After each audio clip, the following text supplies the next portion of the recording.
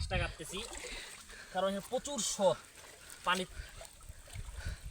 যাচ্ছে খুব, এই জন্য আমরা বাঁশটা কাটতেছি। এখন আমরা ডুবে মাছ উঠাবো, শুধু এলাক সবুজ না, আমরাও পারি মাছ উঠাইতে পানির মধ্যে ডুবে। এই নামো, আপনারা দেখতে পাচ্ছেন সরাসরি সরাসরি।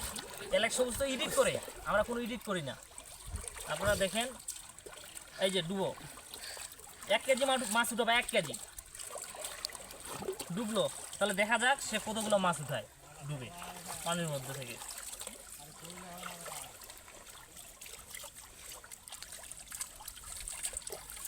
কোথাও যাবেন না, ভিডিওটা দেখবেন, সে উঠবে এখনই।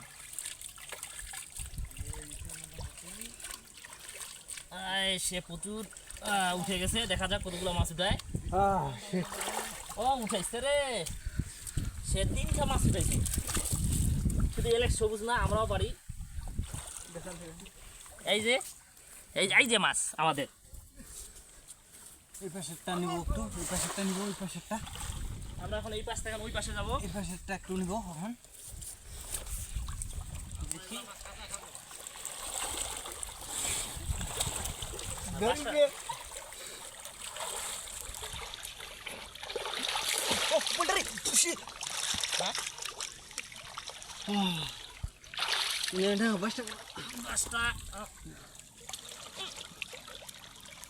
বাসটা ইয়ার দিতে ইয়ে আবারও ডুবলো সে, দেখা যাক। বাঁশটা রাখা যায় না,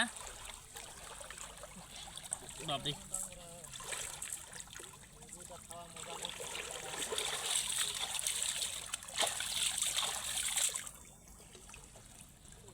দেখা যাক এবার সে কতগুলো মাছ উঠছে।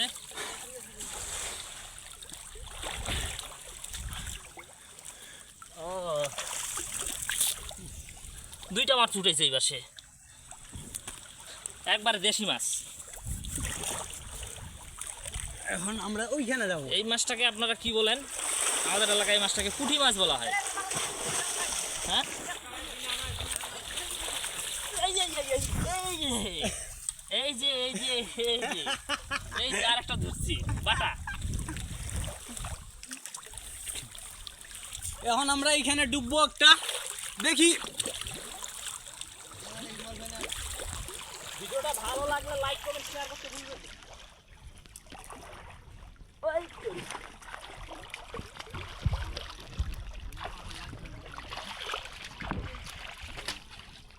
সে ডুবছে, উঠবে এখন, দেখা যাক কি উঠায়। এলাক সবুজের মতো মাছ উঠাইতে পারে কিনা। এবার উঠছে পয়া।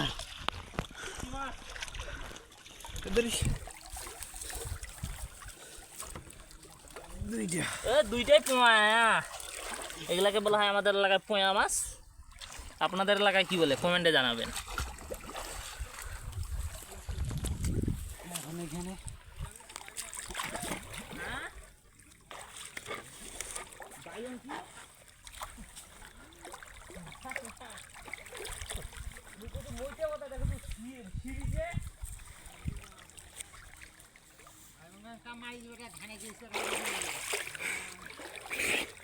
ধরো দাঁড়াও, হাতে দাও।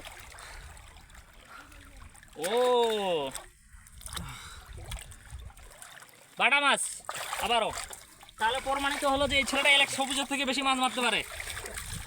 দেখো, এলাক সবুজ তো ওই যে পাতিলের মধ্যে, খোলের মধ্যে মাছ রাখে, তারপরে ওই মাছগুলো উঠায় দেখায়।